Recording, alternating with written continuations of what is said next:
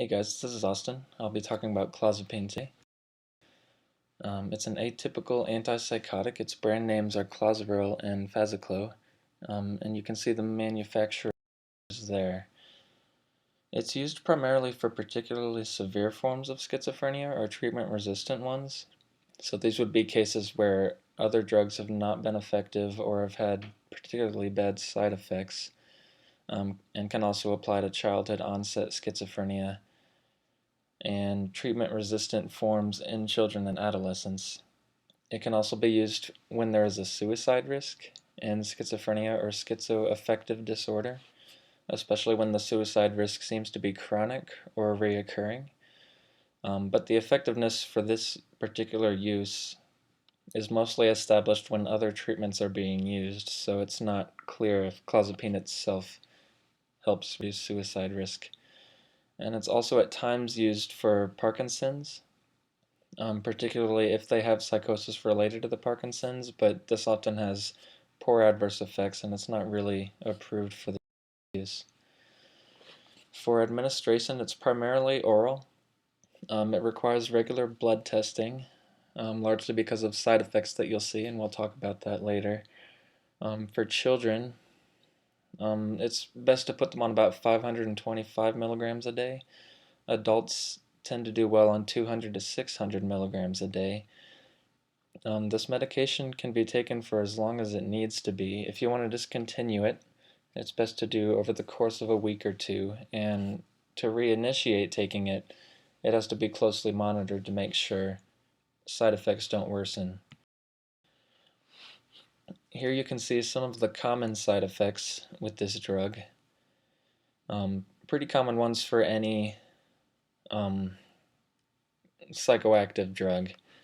A lot of drowsiness or dizziness, dry mouth, things like that.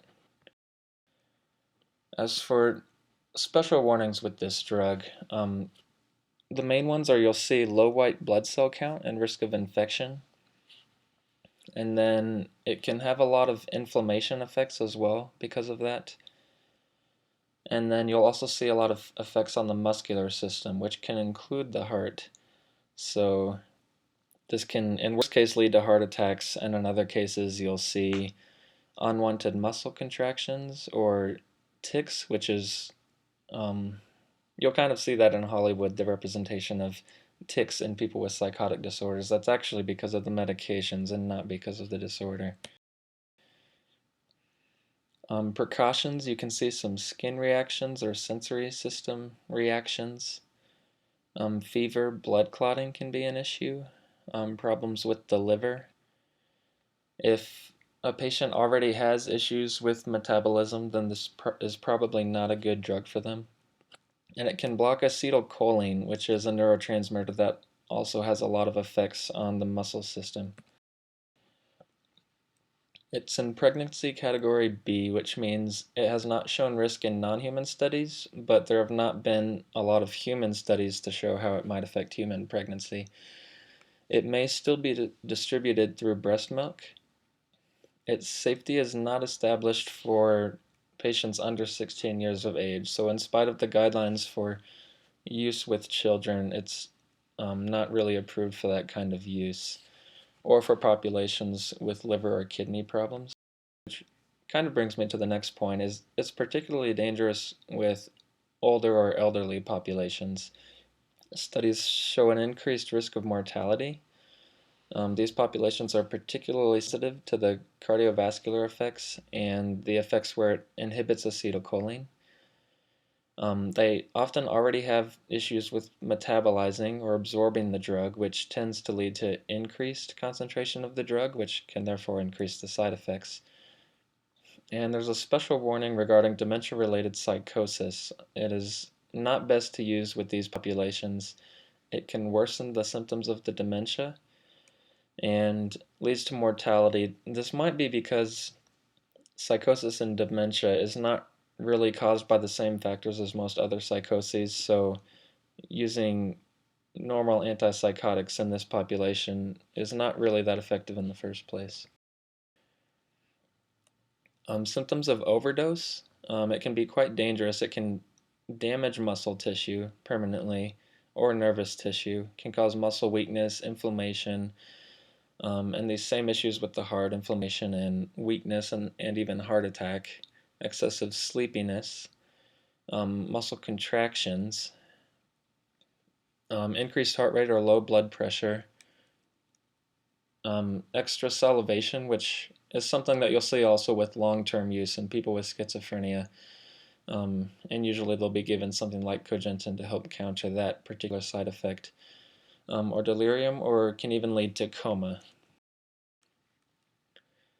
This drug can interact with other drugs that are metabolized by the same enzymes in the liver, or drugs that bind to the same proteins that clozapine binds to.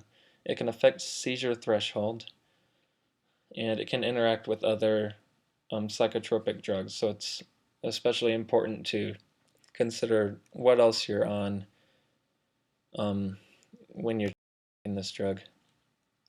It's absorbed pretty quickly in about 2.5 hours, and you can feel effects from the drug in as quickly as 15 minutes, and the effects peak between 1 and 6 hours. Its effects can last up to a week, but to maximize the effect and to get to a therapeutic level, you'll need to be on it for a few months.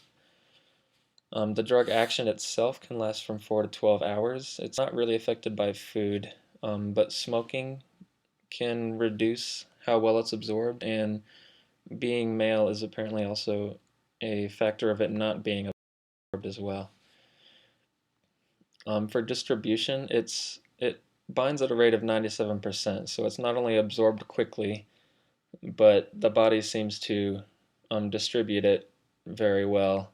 It's primarily eliminated through the digestive system, and when you look at the elimination, there is not a lot of unused drugs. So again, most of it does actually go into the body as used. Its half-life is about 8 hours, um, can be 12 hours, so in that range. Um, and poor metabolizing can increase the blood concentration. Its action, it seems to deal with serotonin, epinephrine, and norepinephrine, and acetylcholine, as we already talked about. And it might also limit dopamine in the reward pathway.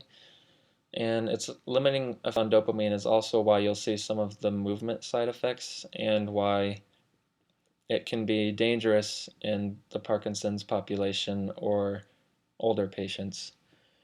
It's an antagonist for certain histamine groups, and histamines act on the immune system and play a role in inflammation, which is why you see those side effects.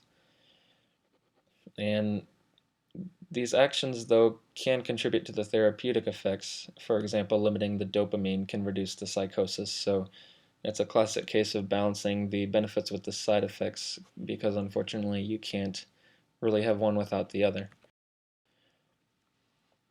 For patients on the drug, again, it needs blood testing. Watch for infection because of the immune system side effects. Sedation is common, so it's usually taken at night before bedtime.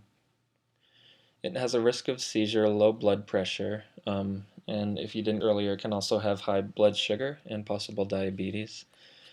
If the therapy is interrupted for 2 days, you'll probably want to talk to your doctor before you try to go back on it. It can be affected by the use of other types of drugs or certain illnesses, and this includes alcohol and caffeine, which of course are pretty common. And let your doctor know if you're going to be pregnant or breastfeed. And of course, when I say if you're on it, I'm more referring to if you have a client who's on it. It's good to know these things and to possibly let them know. As for a personal reflection, I chose this drug because, as some of you know, I work with chronic schizophrenics in a residential setting. So I see it all the time. Probably over half my clients are on it and on a pretty high dose. I can see some of these negative side effects in them. A number of them have diabetes or are pre-diabetic, although it's hard to tell if this is due to their drugs or to their bad eating habits, which is also a problem. Um, and of course, some of the movement disorders I can also see. The research shows that it shouldn't really be a first-line treatment, and in the cases of my clients, I don't know if it was used first-line, but being that there are more chronic patients and more severe and have been in the system for quite a long time, it's possible that they didn't get put on clozapine until later in their treatment. But nonetheless, in spite of the drawbacks, the benefits are worth considering as well. The clients that I have already can't really function due to their schizophrenia, and chances are it would be even worse without the clozapine. So, in summary of all of this, it's an atypical antipsychotic for especially severe forms of schizophrenia. Its adverse effects, the main ones are on the immune system and the muscular system.